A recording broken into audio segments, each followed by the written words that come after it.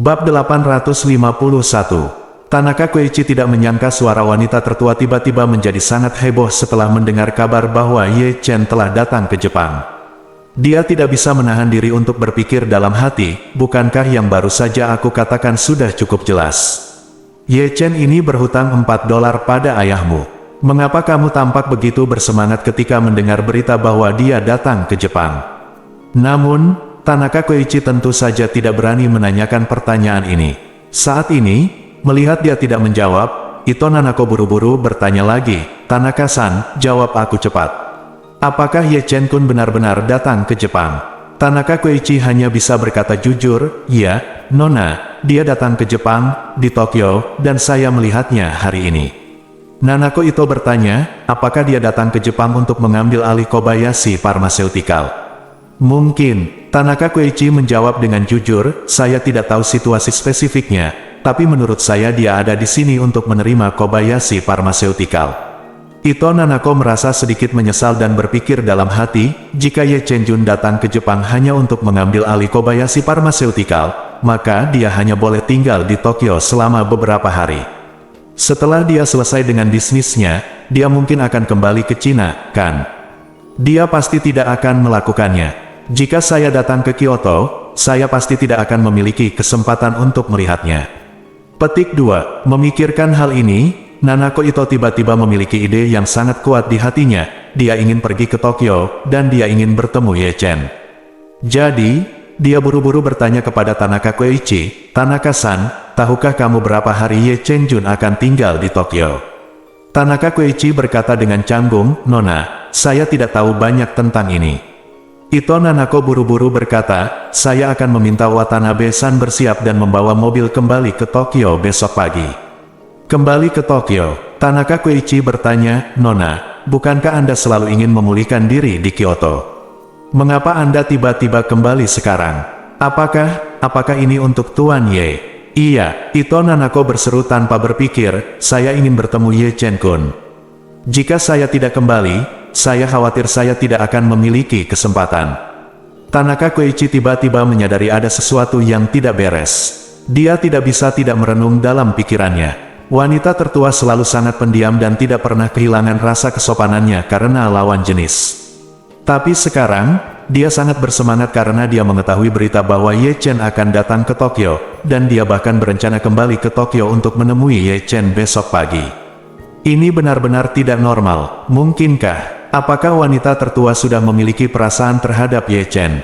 Ketika Tian Zonghao memikirkan hal ini, dia benar-benar terkejut. Dia berpikir dalam hati, wanita tertua selalu mengagumi master seni bela diri dengan kekuatan superior, dan Ye Chen adalah master di antara para master.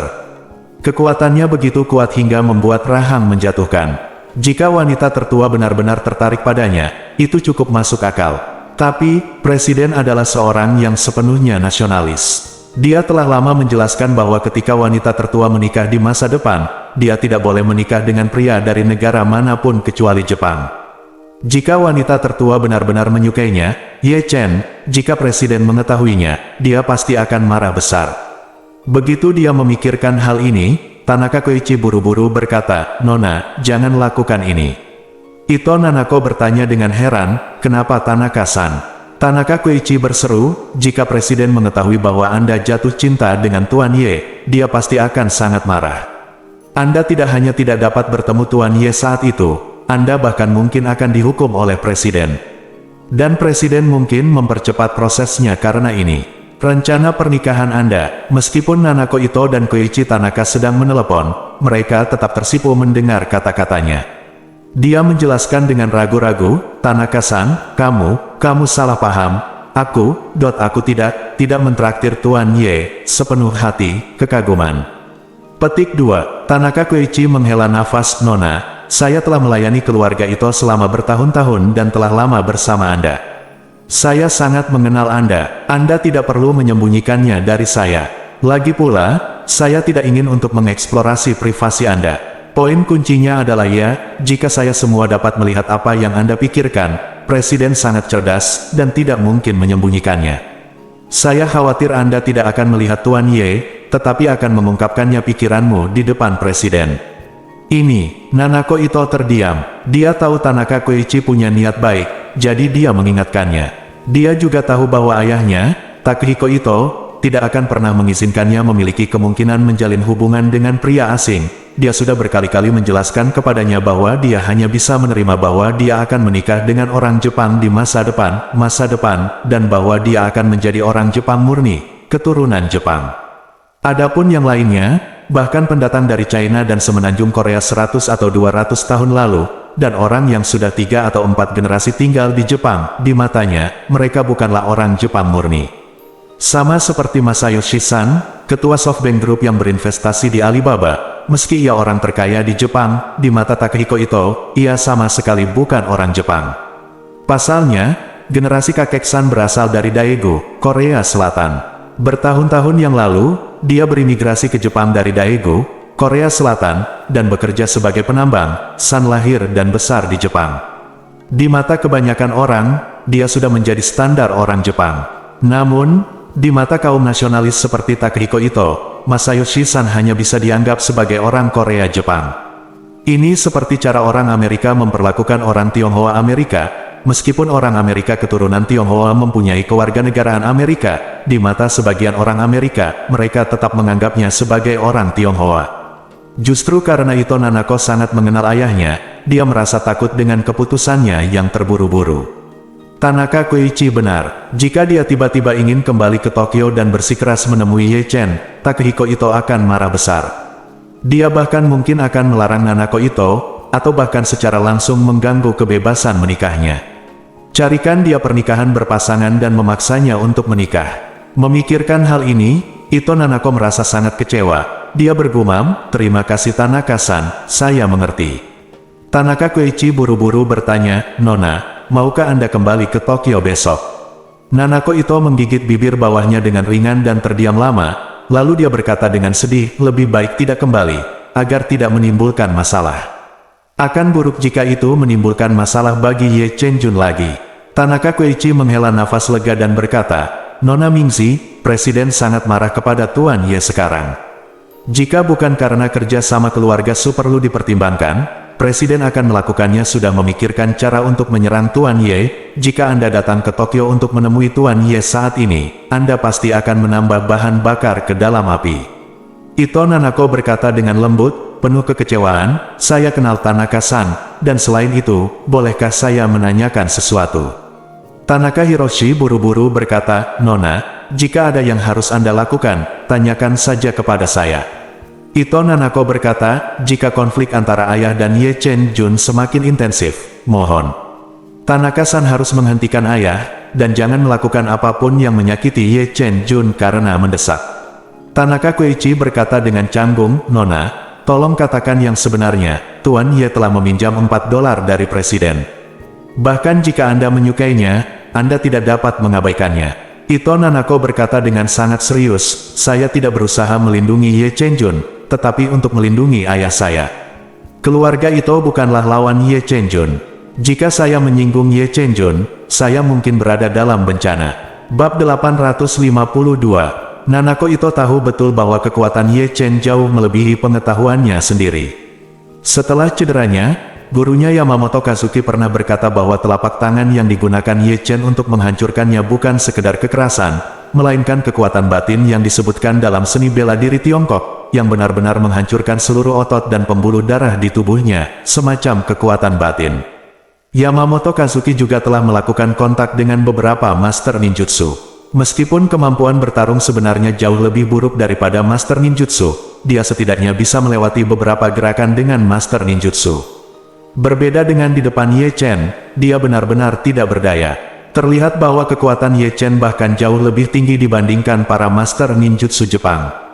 Tepat ketika Nanako Ito menyadari hal ini, dia tahu dengan jelas bahwa baik ayahnya maupun keluarga Ito mungkin bukan lawan Ye Chen. Namun, Takehiko Ito tidak menyadari level tersebut. Dia hanya merasa bahwa Ye Chen lebih kuat dari Kazuki Yamamoto dan dua pengawal pribadinya. Tetapi jika dia benar-benar ingin membandingkan dengan master ninjutsu, Ye Chen pasti akan lebih rendah. Setelah mendengar perkataan Nanako Ito, Tanaka Koichi merasa gemetar dan buru-buru berkata, "Nona, saya mengerti maksud Anda. Yakinlah jika Presiden memiliki konflik dengan Tuan Ye, saya pasti akan menemukan cara untuk membujuknya. Petik 2. Ito Nanako bersenandung, mendesah pelan, dan berkata, "Oke, Tanaka-san, itu saja, beritahu aku jika kamu punya sesuatu." Tanaka Hiroshi buru-buru berkata, "Baiklah, Nona, saya tidak akan mengganggu istirahat Anda." Setelah menutup telepon, Nanako Ito memegang telepon dengan kedua tangannya dan melihat ke langit, merasa sedih. Selama periode ini, dia merindukan Ye Chen setiap siang dan malam, berharap untuk bertemu dengannya lagi. Pada saat yang sama, dia merasa di dalam hatinya bahwa peluang untuk bertemu dengannya lagi sangat kecil. Tapi dia tidak menyangka Ye Chen akan datang ke Jepang. Sebelumnya, Ye Chen dan dia dipisahkan oleh laut. Dia berada di sisi laut ini dan Ye Chen berada di seberang laut. Sekarang, Ye Chen dan dia berada di tanah yang sama, hanya berjarak lebih dari 400 km. Jika berkendara, mereka bisa sampai dalam 1 jam, jika naik Shinkansen, mereka bisa sampai lebih dari 2 jam. Ketika dia memikirkan bahwa Ye Chen, yang dia pikirkan siang dan malam, hanya berjarak beberapa jam perjalanan darinya, Nanako Ito sangat ingin bertemu dengannya. Namun, ketika dia memikirkan masalah mobilitasnya, ayahnya pasti akan mengetahui apakah dia pergi ke Tokyo untuk menemuinya, jadi dia tidak punya pilihan selain menyerah pada gagasan itu. Pada saat ini, awan gelap pekat di langit menghilang dengan tenang di beberapa titik, dan bintang-bintang secara bertahap muncul dari awan satu demi satu. Nanako Ito menghela nafas dan berkata pada dirinya sendiri, sepertinya tidak akan ada salju malam ini. Setelah mengatakan itu, dia meletakkan ponselnya, mengendalikan kursi roda dengan kedua tangannya, meninggalkan halaman yang sepi, dan kembali ke kamarnya. Dengan bantuan pembantunya, Nanako Ito berendam sebentar di pemandian air panas. Rasa sakit di tubuhnya masih sangat parah, dan dia menderita sakit hampir 24 jam sehari. Awalnya, dokter menganjurkan agar dia memakai pompa pereda nyeri. Pompa pereda nyeri adalah alat yang secara otomatis dapat memasukkan cairan dengan kecepatan konstan dan dapat terus-menerus mendorong obat pereda nyeri ke dalam pembuluh darahnya. Secara umum, orang yang mengalami cedera serius atau baru saja menjalani operasi harus memakai pompa pereda nyeri, yang dapat menghilangkan sebagian besar rasa sakit. Namun Nanako Ito enggan menggunakannya. Itu karena obat penghilang rasa sakit akan menyebabkan kerusakan tertentu pada sarafnya. Jika obat penghilang rasa sakit diminum dalam waktu lama, akan lebih sulit baginya untuk pulih di kemudian hari, dan kemungkinan besar dia akan menjadi orang tidak berguna yang tidak bisa lagi berlatih seni bela diri. Oleh karena itu, dia terus mengertakkan gigi dan bertahan, mengandalkan kemauan yang kuat untuk menahan rasa sakit di tubuhnya. Pemandian air panas alami yang ada di mansion ini diambil dari sumber air panas bawah tanah yang kaya akan mineral dan selenium yang sangat bermanfaat bagi tubuh dan dapat meredakan nyeri tubuh sampai batas tertentu. Namun karena tubuhnya masih terluka, ia tidak bisa berendam di pemandian air panas dalam waktu yang lama, tidak lebih dari 1 jam sehari, sehingga waktu yang paling membahagiakan dalam keseharian Nanako Ito adalah saat ia berendam di pemandian air panas tersebut. Merendam tubuhnya di pemandian air panas, Nanako Ito tidak bisa tidak memikirkan Ye Chen lagi. Dia teringat saat dia, membawa rasa malu seorang gadis, pergi mencari Ye Chen di area villa tempat tinggal keluarganya. Saat itu, dia gugup seperti burung puyuh kecil di depan Ye Chen. Ketika dia sedang bingung, dia menyerahkan secangkir teh susu kepada Ye Chen dan berbohong bahwa dia ingin mentraktirnya minum. Tanpa diduga, dia benar-benar mengambil teh susu dan menyesapnya. Dan sebelum Ye Chen minum, Ito Nanako baru saja menggunakan sedotan. Ciuman tidak langsung semacam itu adalah hal paling ambigu yang pernah dilakukan Ito Nanako dengan seorang pria sejak dia besar nanti. Ciuman tidak langsung itulah yang diingat Ito Nanako hingga hari ini. Memikirkan penampilan Ye Chen, dia tanpa sadar mengangkat jari rampingnya dan menulis, "Ye Chen," dalam bahasa Mandarin tradisional di atas air. Riak-riak lembut beriak di permukaan air, namun tak satu pun kata-kata yang ditulisnya dapat dipertahankan. Jejak singkat inilah yang memungkinkan Nanako Ito menulis nama Ye Chen di atas air berulang kali tanpa meninggalkan jejak apapun. Malam itu, Nanako Ito tidak bisa tidur lama. Malam itu, langit di Kyoto berangsur cerah. Salju lebat yang diprediksi oleh Departemen Meteorologi tidak kunjung datang. Ramalan cuaca dini hari menyebutkan, karena pengaruh arus udara, hujan salju lebat yang semula diperkirakan turun tadi malam diperkirakan akan terjadi 2 hingga 3 hari lebih lambat dari rencana semula. Yuki tertunda, dan Nanako Ito merasa agak menyesal. Dia selalu merasa bahwa ini adalah tanda kesetiaan Tuhan. Memikirkan Ye Chen, yang hanya berjarak beberapa ratus kilometer darinya tetapi tidak bisa terburu-buru menemuinya, sebuah pikiran sedih tiba-tiba muncul di benaknya. Mungkin, aku hanya tidak punya hubungan dengan Ye Chen. Keesokan harinya, Jinling, Qin Gang bergegas ke gudang keluarga Qin tempat penyimpanan bahan obat di pagi hari, dan secara pribadi mengarahkan karyawan untuk menyiapkan obat herbal Tiongkok yang dibutuhkan Ye Chen. Para pekerja di lokasi mulai mengemas kotak-kotak itu dengan penuh semangat, dan dia mendesak di sampingnya, semua bahan obat harus diperiksa secara manual sebelum dikemas ke dalam kotak untuk memastikan bahwa bahan obat tidak salah dikemas, rusak atau rusak. Pada saat yang sama, pastikan bahan obatnya tersedia dalam jumlah yang cukup. Apakah kamu mengerti? Saya mengerti, Tuan Qin. Sekelompok karyawan merespons dengan cepat. Qin Gang mengangguk puas dan melanjutkan, sebelum sore ini, pastikan untuk menyiapkan obat-obatan gelombang pertama dan mengirimkannya ke bandara. Saya telah menghubungi perusahaan kargo udara dan akan lepas landas pada jam 10 malam ini. Barangnya adalah dikirim ke Tokyo. Pada saat yang sama, di kediaman keluarga Su di Yanjing, orang tua dari keluarga Su telah mengadakan pertemuan pagi di aula utama mansion setiap hari selama 20 tahun. Pertemuan pagi ini seperti pertemuan pagi para kaisar zaman dahulu. Keturunan keluarga Su harus melaporkan kemajuan berbagai bisnis kepada lelaki tua itu pada pertemuan pagi harian. Jika lelaki tua itu mendapat perintah, dia akan mengumumkannya pada pertemuan pagi. Keluarga Su sejahtera, banyak keturunan dan kerabat yang menghadiri pertemuan pagi, berjumlah lebih dari 30 orang.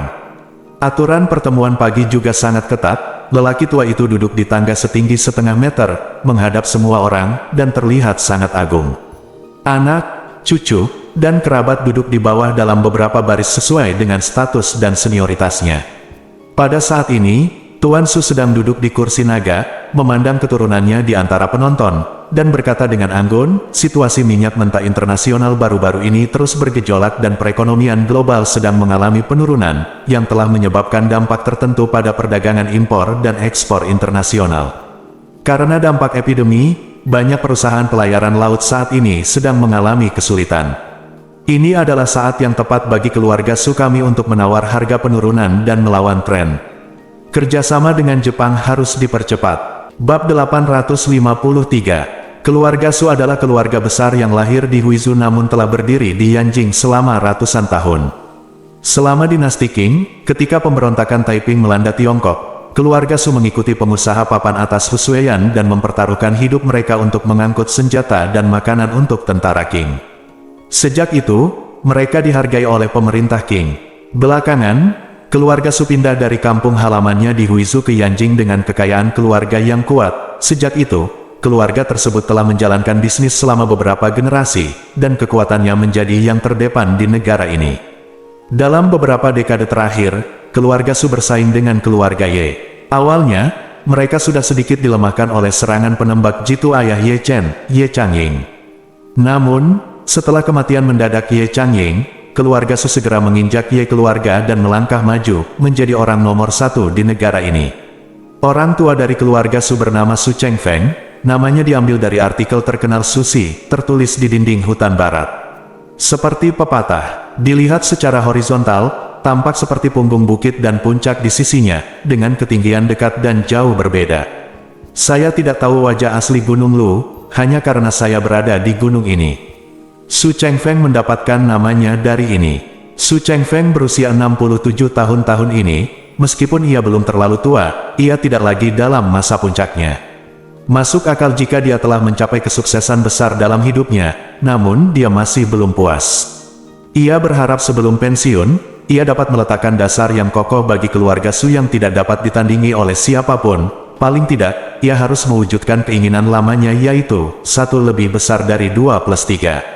Sejak dahulu kala, tidak ada seorang pun yang benar-benar mampu mendominasi dunia bisnis. Arti sebenarnya dari apa yang disebut satu lebih besar dari 2+3 mengacu pada fakta bahwa kekuatan komprehensif keluarga peringkat pertama lebih besar daripada jumlah keluarga peringkat kedua dan keluarga peringkat ketiga.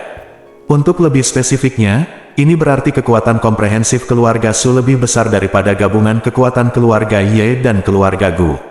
Dengan cara ini, bahkan jika peringkat kedua dan ketiga bergabung untuk melawan diri mereka sendiri, mereka tidak perlu khawatir sama sekali. Hanya dengan cara inilah keluarga Su dapat benar-benar duduk dan bersantai. Kini, gap antara keluarga Su dan keluarga Ye memang semakin besar, namun jika ingin benar-benar mencapai satu lebih besar dari 2+3, mereka masih membutuhkan aset setidaknya beberapa ratus miliar. Oleh karena itu, keluarga Su kini aktif mencari terobosan di luar negeri, berharap dapat mewujudkan ambisi tersebut dalam satu gerakan. Selama tujuan tersebut tercapai, Yanjing tidak lagi memiliki konsep tiga keluarga besar, melainkan akan ada pola baru di mana keluarga Su memandang rendah semua pahlawan. Oleh karena itu, Su Chengfeng sangat mementingkan bisnis pelayaran ini. Mendengar lelaki tua itu sangat mementingkan transportasi laut, salah satu keturunan keluarga Su mau tidak mau pamer di depan Tuan Su, "Kakek, cucu saya merasa perkembangan perekonomian dunia banyak menemui hambatan, dan perdagangan impor dan ekspor berbagai negara mengalami kontraksi yang sangat besar, dan kita masih belum tahu kapan perdagangan luar negeri akan pulih sepenuhnya." Dalam keadaan seperti itu, risiko gegabah bertaruh pada pelayaran laut masih sangat tinggi, sangat mungkin untuk membeli saus di tengah gunung, jadi Suner menyarankan Anda untuk berpikir dua kali. Lalu pergi, berpikir dua kali. Su Chengfeng mendengus dingin dan mengabaikannya. Sebaliknya, dia memandang pria parubaya di sampingnya dan memarahi dengan tegas, "Lao Wu, apakah ini caramu mendisiplinkan putramu? Kamu bahkan belum dewasa, namun kamu berani mempertanyakannya di sini. Dalam keputusanku, apakah aku benar-benar berpikir bahwa aku adalah seorang Lian Po tua dan masih bisa mencari nafkah?" Yang bernama Lao Wu adalah putra kelima Tuan Su, Su Shouxin. Generasi keluarga Su ini memiliki 5 putra dan 2 putri. Karakter tengah dari ketujuh nama anak ini semuanya adalah Shou, yang artinya perlindungan, dan 7 karakter terakhir, dari yang tertua hingga yang termuda, adalah Tao, kebajikan, kebenaran, etika, kebijaksanaan, dan iman. Dan 7 kata inilah yang dikatakan Laozi dalam Tao Te Ching, 7 alam moralitas. Su Shouxin adalah putra kelima Tuan Su dan anak terakhir dari 7 bersaudara. Pemuda yang baru saja berbicara adalah putra bungsu Su Shouli, Su Ziyuan.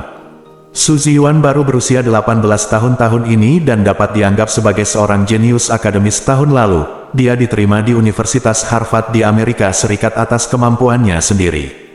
Karena usianya yang masih muda dan selalu disukai di rumah, Su Ziyuan memiliki keinginan yang sangat kuat untuk berekspresi. Namun, ia biasa tampil di depan orang tuanya dan tidak sempat tampil di depan kakeknya. Hari ini ia akhirnya memanfaatkan kesempatan tersebut dan berpikir untuk berdebat dengan lelaki tua itu berdasarkan idenya, guna memamerkan bakatnya yang luar biasa. Dengan kebijaksanaan, dia tidak menyangka satu kalimat saja akan membuat Tuan Su marah.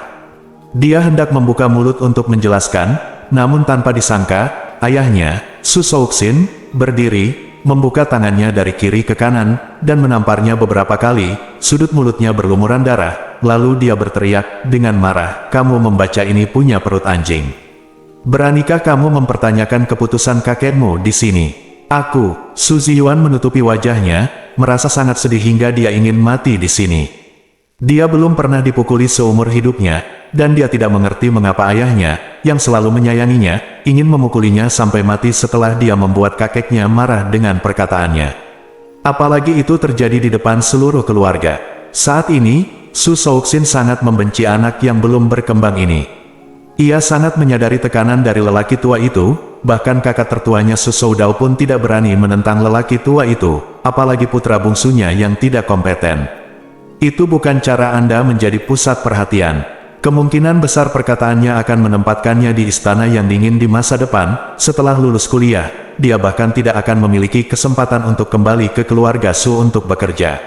Alasan mengapa Tuan Su Chengfeng begitu mendominasi dan otoriter sangat berkaitan dengan pengalaman pertumbuhannya. Ketika dia masih muda, dia memiliki banyak saudara laki-laki. Saat itu masih dinasti Qing, ayahnya tidak hanya memiliki istri utama, tetapi juga menikahi 6 selir dan 7 istri, yang memberinya lebih dari 30 anak, termasuk 23 putra saja. Dan Su Chengfeng hanyalah salah satu dari 23 putra ini. Sama seperti para pangeran zaman dahulu yang bersaing memperebutkan hak untuk mewarisi tahta, Su Chengfeng telah bertarung secara terbuka dan diam-diam dengan 22 saudara laki-lakinya sejak ia masih kecil. Dia telah bertarung selama 50 tahun sebelum akhirnya mewarisi posisi kepala kerajaan, keluarga Su. Oleh karena itu, pertarungan terus-menerus selama 50 tahun telah membuat temperamennya menjadi sangat mendominasi dan kejam. Jika seseorang mengancam yang mulia, meskipun itu adalah putra atau cucunya sendiri, dia tidak akan pernah mentolerirnya. Su Ziyuan masih muda dan bodoh, dan dengan aura jenius, dia berani menentang Tuan Su untuk mendapatkan rasa kehadiran di mata semua orang. Tindakan ini sama saja dengan mencari kematian. Su Shouxin menamparkan Su Ziyuan puluhan kali, begitu keras hingga dia hampir tidak bisa berdiri dan hampir pingsan. Tuan Su mendengus dingin dan berkata, "Oke, jangan tampar dia. Ayo kita bawa dia keluar. Lanjutkan pertemuannya." Su Shouxin telah memompa begitu keras hingga jantungnya berdarah, tetapi lelaki tua itu tidak berbicara dan tidak berani berhenti. Melihat lelaki tua itu akhirnya berbicara, dia melepaskan tangannya, menahan rasa sakit di hatinya, dan memarahi pelayan yang berdiri di sampingnya, "Cepat keluarkan anak tidak berbakti ini dari sini." Beberapa pelayan segera melangkah maju dan menyeret keluar Su Ziyuan, yang muntah darah dan menderita pusing dan tinnitus. Tuan Su kemudian berdehem dan melanjutkan, "Kerjasama dengan Jepang ini tidak hanya akan memenangkan setidaknya 20% hak pengoperasian pelabuhan Tokyo, pelabuhan Yokohama, dan pelabuhan Osaka, tetapi juga memungkinkan mereka menyediakan setidaknya tidak kurang dari siapapun dapat menyediakan sumber daya paling banyak di antara berbagai kapal kargo dan kapal tanker minyak dengan bobot 3 juta ton akan berpeluang menjadi salah satu dari kita. Oleh karena itu, saat berangkat ke Jepang kali ini, Anda harus mencermati kekuatan sebenarnya dari Ito dan Takahashi. Selain itu, kita harus memaksa mereka berdua untuk menggunakan sumber daya sebanyak-banyaknya." Putra tertua Su Soudao berseru, "Ayah, saya ingin tahu siapa yang Anda rencanakan untuk diizinkan bekerja sama dengan dua keluarga Jepang kali ini." Tuan Su terdiam beberapa saat lalu berkata, "Si Fei, kamu adalah putra dan cucu tertua, dan inilah waktunya untuk mengurus urusanmu sendiri. Biarkan kamu yang memimpin masalah ini." Su Zifei adalah cucu tertua Tuan Su dan putra tertua Su Soudao. Ia berusia 28 tahun dan merupakan pewaris laki-laki paling menonjol dari generasi keluarga Su ini. Begitu dia mendengar bahwa dia terpilih, Su Zifei segera berdiri dan berkata dengan tegas, "Kakek, jangan khawatir, Zifei akan melakukan yang terbaik." Tuan Su mengangguk sedikit, dan matanya tertuju pada gadis cantik-cantik di sebelah Su Zifei yang benar-benar kedinginan. Pada saat inilah juga mata lelaki tua itu akhirnya tidak terlalu tajam, digantikan oleh tatapan sayang. Dia tersenyum dan berkata, "Siyu, kamu akan segera lulus dari Yale. Saatnya keluar dan berolahraga. Kali ini kamu akan mengikuti saudaramu. Ayo pergi bersama, belajar lebih banyak, melihat lebih banyak, dan mengumpulkan pengalaman." Gadis cantik dan dingin itu berdiri, membungkuk sedikit, ekspresinya suam-suam kuku, matanya suam-suam kuku, dan nadanya tidak asin atau dingin, dan dia berkata, "Baiklah kakek, Siyu mengerti." Bab 854. Ketika lelaki tua itu mengumumkan bahwa kakak dan adik Su Zifei dan Su Ziyu akan pergi ke Jepang bersama, ekspresi ayah mereka Su Soudao berubah sedikit bangga. Menurutnya, fakta bahwa lelaki tua itu menyerahkan urusan penting itu kepada kedua anaknya adalah bukti bahwa sebagai anak sulung, dialah yang paling dipercaya oleh lelaki tua itu. Keturunan lainnya iri dan cemburu. Semua orang tidak keberatan dengan kenyataan bahwa lelaki tua itu ingin melatih Su Zifei. Bagaimanapun, Su Zifei adalah putra dan cucu tertua. Di zaman kuno, ini adalah standar putra mahkota. Tidak peduli seberapa kuat pangeran lainnya, mereka akan menundukkan kepala saat bertemu dengan putra dan cucu tertua. Namun, meminta Su Zifei untuk berolahraga dan mengajak Su Ziyu bersamanya sangatlah tidak memihak. Dalam keadaan normal, ketika menghadapi hal seperti itu, putra dan cucu tertua harus memimpin, dan kemudian memilih satu atau dua junior yang cerdas, cakap, dan mengasuh dari anak kedua, ketiga, keempat, dan bahkan parubaya untuk mengikuti putra dan cucu tertua pergi keluar dan lihat dunia. Namun, saya tidak pernah menyangka bahwa selain cucu tertuanya, lelaki tua itu hanya akan peduli pada cucu tertuanya yang paling penyayang. Dengan kata lain, ini sama saja dengan lelaki tua yang menyatakan posisinya, kecuali cucu tertua, di matanya, status semua cucu lainnya lebih rendah dari Su Ziyu, seorang wanita biasa-biasa saja. Hal ini membuat beberapa keluarga lainnya merasa sangat tidak nyaman. Semua orang di Yanjing tahu bahwa keluarga Su makmur. Lelaki tua itu dulunya memiliki 22 saudara laki-laki dan belasan saudara perempuan. Sekarang dalam garis keturunannya, ia masih memiliki 13 cucu lelaki dan 2 cucu perempuan. Namun siapa sangka di matanya, yang paling disayangi adalah Su Ziyu, cucu tertuanya. Alasannya sebenarnya karena sang lelaki tua selalu memiliki persyaratan dan pengurusan yang ketat terhadap ahli waris keluarga laki-laki, sehingga ia selalu berwajah gelap bersama putra dan cucunya. Namun lelaki tua itu juga seorang manusia biasa, dan hatinya juga memiliki kelembutan. Ia tidak bisa menunjukkan sisi lembutnya kepada putra dan cucunya, sehingga ia memberikan sisi lembutnya kepada cucunya. Selain itu, Su Ziyu telah pintar sejak dia masih kecil dan telah memenangkan cinta dari lelaki tua itu. Di depan orang lain, lelaki tua itu adalah iblis besar dengan pembunuhan yang tegas, keberanian yang luar biasa, dan kepribadian yang dingin dan sombong. Namun dalam di depan cucunya, dia hanyalah orang biasa dan baik hati yang menyayangi juniornya, orang tua. Nyatanya, besarnya rasa sayang lelaki tua itu pada Su Ziyu terlihat dari nama Su Ziyu. Bagi generasi muda keluarga Su, nama generasinya adalah Zizi. Nama Su Zifei berarti mengetahui benar dan salah dan tidak mengambil jalan memutar. Selain itu ada Su Ziyuan yang artinya air minum untuk mengetahui sumbernya. Su Zin artinya membalas kebaikan seseorang. Boleh dikatakan, nama setiap cucu penuh dengan teguran dan teguran palsu kepada cucunya. Hanya Su Ziyu, orang tua itu memberinya nama ini, yang artinya senangnya mengenal ikan. Zhuangzi, Autumn Waters, merekam percakapan antara Huizi dan Zhuangzi. Huizi berkata bahwa kamu bukan ikan, dan kamu tahu bagaimana menjadi ikan. Orang tua itu menamainya Su Ziyu karena dia ingin dia bahagia, gembira, sederhana dan bahagia, karena dia bisa mengetahui kebahagiaan ikan, dia secara alami dapat mengetahui kebahagiaan manusia. Dapat dikatakan bahwa kecintaan Tuan Su yang besar terhadap Su Ziyu terlihat jelas di mana-mana. Justru karena itulah semua talenta muda di Yanjing sangat mendambakan Su Ziyu. Menjatuhkan Su Ziyu tidak hanya berarti menjatuhkan kecantikan yang menakjubkan. Seorang akademisi super yang telah belajar di Amerika Serikat sepanjang tahun dan menerima pendidikan kelas atas dunia, itu juga setara dengan menjatuhkan seluruh keluarga Su.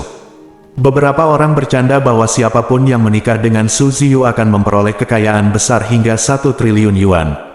Oleh karena itu, Su Ziyu pun memiliki julukan yang diturunkan dari mulut ke mulut di kalangan keluarga besar di tanah air, namanya yang sederhana dan kasar yaitu Su Wanyi.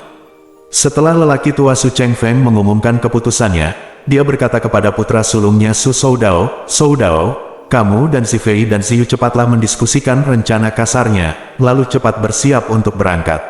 Semakin cepat semakin baik." Petik 2. Su Soudao segera berdiri dan berkata dengan hormat, "Jangan khawatir, Ayah, saya akan mendiskusikan rencana dengan mereka sesegera mungkin dan mencoba berangkat ke Jepang malam ini." Su Chengfeng mengangguk dan berkata, "Dalam masalah dua pilihan ini, sangat penting siapa yang kita hubungi terlebih dahulu." Meskipun keluarga Ito dan keluarga Takahashi telah mengalami penurunan dalam beberapa tahun terakhir karena resesi ekonomi Jepang secara keseluruhan, mereka kekuatan keseluruhan masih di Jepang. Tetaplah menjadi yang terdepan, dan Anda harus hati-hati memutuskan perusahaan mana yang akan dihubungi terlebih dahulu. Su Soudao segera berkata, "Baiklah ayah. Kami akan segera mulai berdiskusi dan melaporkan hasilnya kepada Anda sesegera mungkin." Su Chengfeng tersenyum puas dan berkata, "Soudao, 18 tahun yang lalu, kamu mengalahkan Ye Changying dan menjadi orang yang paling mempesona di antara generasi muda di Yanjing. Namun, dalam 18 tahun terakhir, kamu gagal mencapai kejayaan yang lebih besar. Tentu saja, itu bukan salahmu. Itu karena keluarga Su kita tidak pernah menghadapi lawan yang baik di negara ini selama bertahun-tahun." Setelah mengatakan ini, Su Chengfeng mencibir, berdiri, dan berkata dengan penuh semangat, "Tidak ada ruang untuk pertumbuhan di pasar domestik. Jika kita ingin terus tumbuh dan berkembang, kita harus pergi ke luar negeri, melaut, dan berkembang menuju laut. Jika tidak, keluarga mapan di barat, termasuk keluarga Rothschild, akan tetap muncul setiap 3 hari untuk membuat kita jijik. Jadi, strategi mengarungi lautan ini adalah kesempatan baik bagi keluarga Su untuk menciptakan kejayaan baru, dan juga merupakan tahap yang baik bagi Anda untuk meraih prestasi yang lebih tinggi. Jika pertarungan ini berjalan dengan baik, saya akan dianggap puas dan bisa pensiun serta menikmati kebahagiaan keluarga. Saat itu, Anda akan menjadi kepala keluarga Su. Ketika Su Soudao mendengar ini, dia segera membungkuk dalam-dalam dan berteriak dengan keras, "Jangan khawatir, Ayah, Soudao akan berusaha sekuat tenaga. Ciptakan kejayaan baru untuk keluarga Su."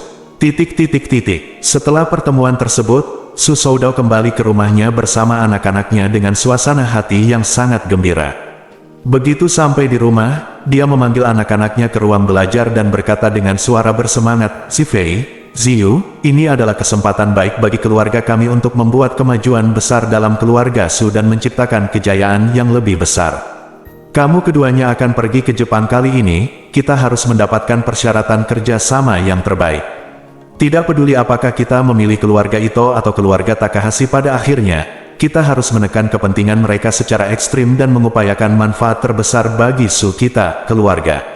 Su Zifei segera berkata, "Ayah, saat kita pergi ke Jepang kali ini, haruskah kita menghubungi keluarga Ito atau keluarga Takahashi dulu?"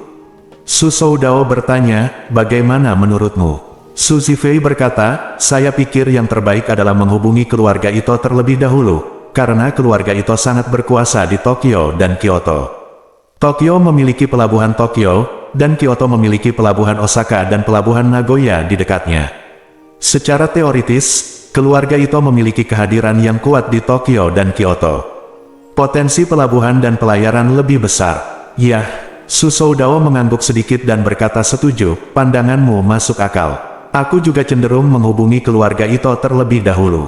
Su Ziyu mengerutkan kening dan berkata dengan nada hangat, "Ayah, saudaraku, menurutku kita harus menghubungi keluarga Takahashi dulu." "Oh." Mereka berdua memandang Su Ziyu, dan Su Soudao bertanya, "Ziyu, kenapa kamu melihatnya seperti itu?" Bab 855. Menghadapi pertanyaan dari ayah dan saudara laki-lakinya, Su Ziyu menjawab dengan tenang, "Pertama-tama, meskipun keluarga Ito memiliki sumber daya yang kuat di Tokyo dan juga memiliki kekuatan yang baik di Osaka dan Nagoya, pelabuhan super sebenarnya di Jepang sebenarnya adalah pelabuhan Yokohama berikutnya, ke Tokyo. Meskipun keluarga Takahashi sedikit kurang kuat dibandingkan keluarga Ito di Tokyo, mereka sangat kuat di Yokohama. Dapat dikatakan bahwa Yokohama adalah markas besar keluarga Takahashi.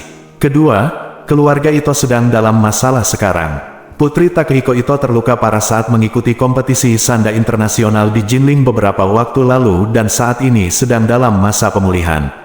Takehiko Ito sangat menyayangi putri ini, kurang normal. Alihkan perhatiannya. Begitu energi orang ini tidak bisa 100% fokus pada pekerjaan, itu akan berdampak pada kerja sama kita. Sekalipun dampaknya hanya 1%, itu dampak yang nyata." Su Soudao mengerutkan kening, "Putri Ito Takehiko terluka. Saya belum pernah mendengar hal ini." Su Ziyu berkata dengan tenang, "Saya meminta seseorang melakukan penyelidikan menyeluruh terhadap situasi kedua keluarga ini, termasuk ahli waris keluarga mereka." Kakak tertua Su Zifei tidak bisa menahan diri untuk tidak mengacungkan jempol. "Ziyu, kamu yang paling komprehensif dalam mempertimbangkan masalah." Su Ziyu Bujing berkata dengan tenang, "Saudaraku, berhentilah menyanjungku di sini. Kaulah yang harus mengambil alih di masa depan. Aku hanya membantumu memikirkannya lebih lanjut untuk saat ini." Su Zifei tersenyum dan berkata, "Memiliki saudara perempuan yang baik akan menyelamatkanku dari banyak masalah di masa depan." Su Ziyu memutar matanya ke arahnya dan berkata, "Satu hal lagi. Saya mendengar bahwa keluarga Ito sebelumnya ingin berinvestasi di perusahaan farmasi Jepang bernama Kobayashi Pharmaceutical. Hal ini juga akan mengganggu energinya sampai batas tertentu." Su Zifei mengangguk, "Saya tahu perusahaan itu, Xiaolin Weisan. Saya pernah menggunakannya sebelumnya, dan efeknya sangat bagus, sangat kuat." "Itu sebelumnya," Su Ziyu berkata dengan tenang, "sekarang, ada bubuk Jiuxuan Wei di Tiongkok, yang telah melampaui mereka dalam hal kekuatan produk." "Oh," Su Zifei berkata sambil tersenyum, "saya punya firasat bahwa Jiuxuan Pharmaceutical akan segera muncul, mengejar Xiaolin Pharmaceutical terlebih dahulu, dan akhirnya menyusul." Karena itu, Su Zifei dengan serius menyarankan, "Jika memungkinkan, menurut saya ini adalah kesempatan bagus untuk berinvestasi di Jiuxuan Pharmaceutical sekarang.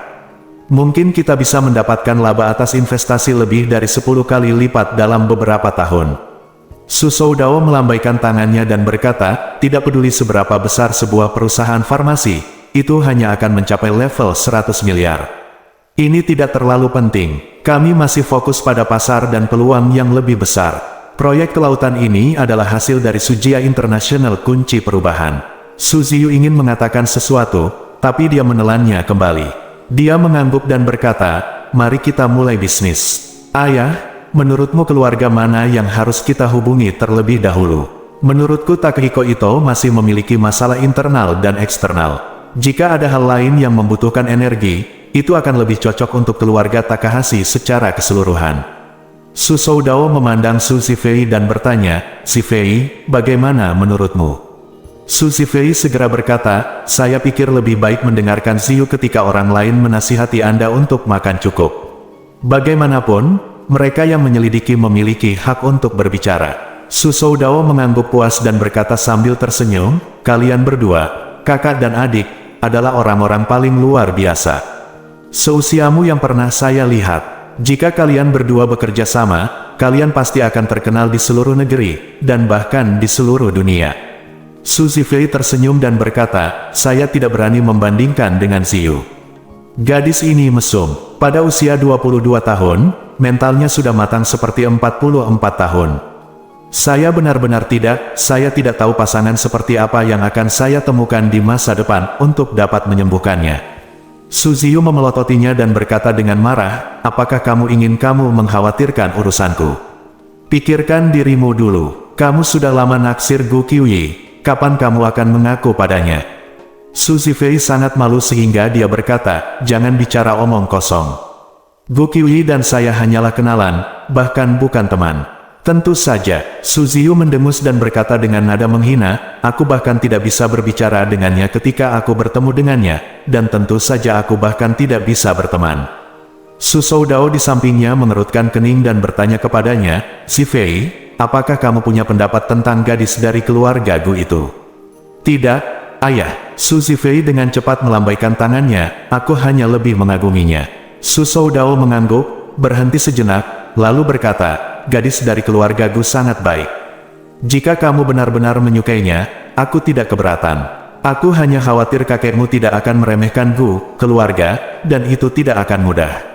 Ketika Su Zifei mendengar ini, dia merasa senang dan berkata, ayah, apakah kamu benar-benar tidak keberatan? Su Ziyu berseru, saudaraku, apakah kamu bodoh? Tidak bisakah kamu mengatakan bahwa ayah sengaja menipumu? Ah, Su Zifei panik, menatap Su Sou dan berkata, ayah, apa maksudmu? Su Soudao menghela nafas dan berkata dengan serius, Zifei, kamu benar-benar tidak secerdas adikmu. Su Zifei tiba-tiba menjadi malu. Su Soudao berkata dengan wajah datar saat ini, kamu adalah putra tertua Su dan calon pewaris generasi ketiga keluarga Su, dan kekuatan keluarga Gu memang tidak cukup di depan keluarga Su. Kakekmu akan melakukannya tidak pernah setuju, dan aku juga tidak. Aku setuju, jangan lupa, gadis dari keluarga Gu itu telah bertunangan dengan putra Ye Changying sejak dia masih kecil. Ye Changying dan aku tidak cocok, dan kami tidak akan pernah membiarkanmu menikah gadis dari keluarga Gu itu. Su Zifei menghela nafas dan berkata, ayah, kapan itu terjadi? Semuanya sudah rusak selama bertahun-tahun. Lagi pula, bukankah putra Ye Changying telah hilang selama bertahun-tahun? Su Soudao memandangnya dan berkata dengan serius, kesampingkan masalah ini, kakekmu pernah mendiskusikan pernikahanmu denganku. Dia berharap setelah keluarga Su menyelesaikan internasionalisasinya, kamu akan dapat menikah dengan para tetua dari keluarga terkemuka Amerika. Menikah nona muda akan lebih bermanfaat bagi ekspansi kita ke luar negeri. Di Tiongkok, memang tidak ada wanita yang layak untuk Anda. Su Zifei sedikit cemas dan berkata, ayah, saya tidak suka wanita Amerika. Su Soudao berkata dengan serius, hal semacam ini tidak ada hubungannya dengan rasa suka. Ini hanya masalah kecocokan. Apakah kamu mengerti? Su Zifei tiba-tiba merasa tertekan. Su Ziyu di samping mengingatkan saat ini, ayah, izinkan saya menjelaskannya dulu. saya tidak peduli bagaimana Anda mengatur saudara saya, tetapi tidak ada yang diizinkan mempengaruhi pernikahan saya di masa depan. Su Zifei berkata dengan marah, "Hei, Su Ziyu, kamu baru saja menjual adikmu seperti ini." "Tidak," Su Ziyu berkata dengan ekspresi acuh tak acuh, "situasi kita berbeda. Jika saya menemukan pria yang dapat membuat jantung saya berdebar kencang, saya akan menikah. Segala sesuatu di keluarga Su tidak akan ada hubungannya dengan saya lagi.